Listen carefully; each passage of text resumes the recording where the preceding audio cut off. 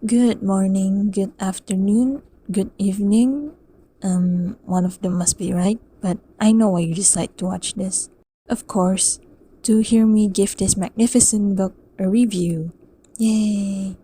For starters, let me introduce you about the author. The author, should I say authors, are a married couple under the pen name Sing Shong. They have created many other books before, but this is my personal favorite. This book is named Omniscient Reader's Viewpoint, or Omniscient Reader as the official English title, or ORV for short, is originally a web novel created in Monpia. Monpia is a Korean write-your-own online novel website. It has been serialized as a physical novel and a webtoon. Naturally, I don't have any knowledge about the Korean language, but is kindly translated by expert translators that manage to retain the message the book conveys. So, the story begins with an employed man named Kim Dok-ja. He works in a game company in the testing department. He rides the train to return home from work, and while he readied his phone to finally read the epilogue of the story that was supposed to be updated today, he is actually the sole reader of the story as no other people were interested because of the lengthy chapters. He waited for the update to arrive but unexpectedly met his co-worker of the same department, Yu Sang-ah. She was very popular in the company and she was very kind. She was returning home as well, but someone stole her bicycle, so thus she rode the same train too. Kim Dok-ja and Yu Sang-ah chatted together for a while, but suddenly sparks emerged in the air, which brought panic and confusion to all passengers. Kim Dok-ja, however, felt the scene before him was something he knew.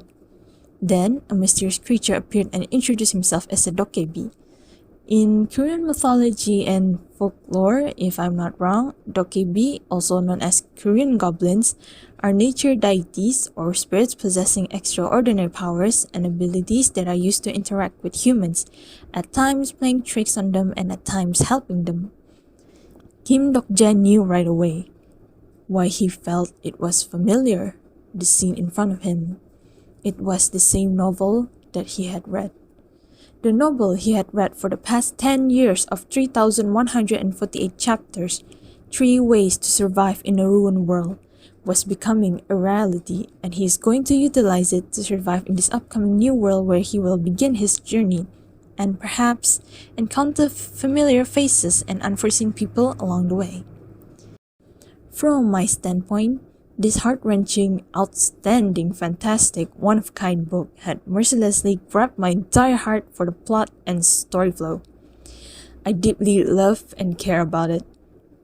There is something about this book that hits me so hard like a wrecking ball. There is something about this book that hits me so hard like a wrecking ball that smashed through my walls and made me read it 2 times already, and I won't hesitate to read it for the 3rd time, for it is still made my heart ache. What have I learned from this? I learned that I can read many chapters in a short period of time, and I gained some wisdom.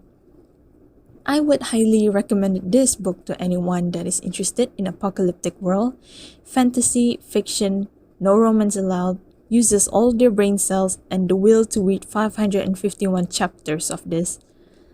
Also, a bit of advice from me, if you want to try it out to read it, I suggest you read the novel to get the juicy details, but you can also read the manhwa, only for the visuals since they took some part out from there, like how anime took some important parts out from the manga. As the curtains slowly close, let me present you this.